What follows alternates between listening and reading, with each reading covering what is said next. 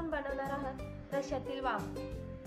त्यासाठी 1 चमचा हळद आणि थोडे मीठ टाकून त्याला लावून मिक्स करून घ्यायचे। त्यासाठी लागणारे साहित्य: खोबऱ्याचा किस, लसूण, अद्रक, कोथिंबीर, टोमॅटो चिरून।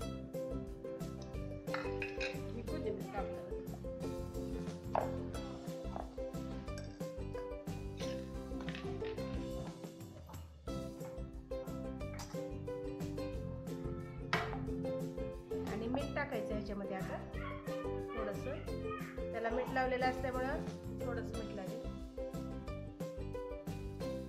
आता या सगळ्या मिश्रणाची आपण पेस्ट बनवून घेऊ।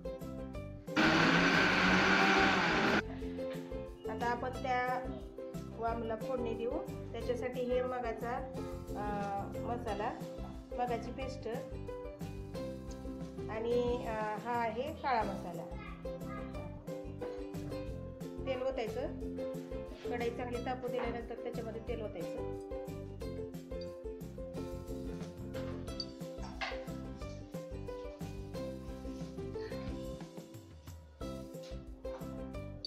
पेस्ट टाकायची,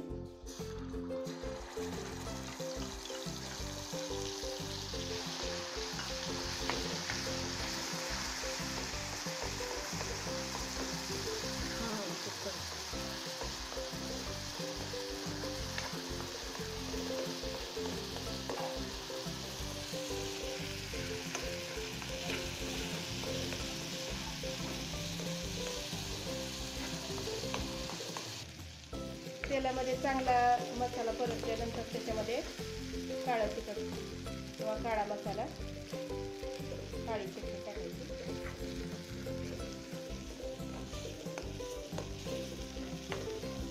वाम माशाचे पीस टाकायचे। आता या मसाल्यामध्ये वामची पेस्ट टाकायची। हळद आणि मीठ लावून ठेवलेले होते।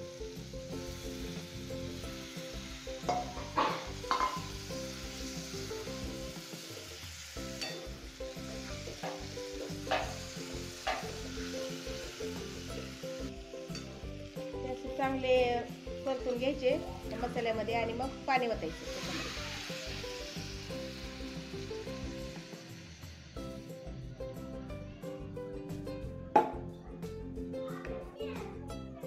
आता याला एक उकळी फुटू द्यायची आणि उकळी आल्यानंतर मग हे मासे काढून ठेवायचे, फ्राय करायचे। हे पहा उकळी आली आहे। अशी चांगली उकळी आल्यानंतर हे वाम मासे काढून घ्यायचे।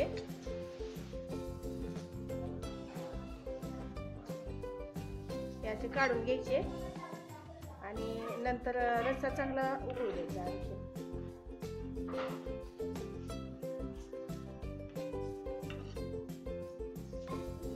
हा वामचा रस्सा आहे, तयार झाला आहे। आणि हे आता आपण वाम फ्राय करूया।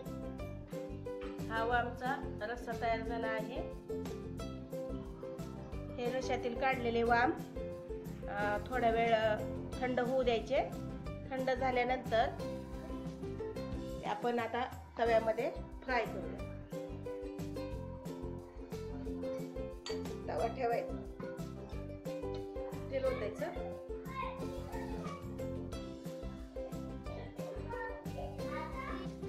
आता त्या तेलामध्ये काळी चटणी किंवा काळा मसाला आणि चवीनुसार मीठ टाकायचं तेलामध्येच।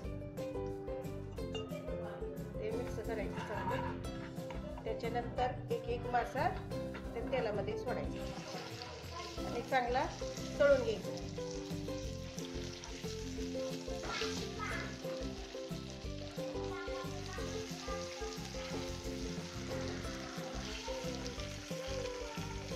वामचे तुकडे असे तळून घ्यायचे।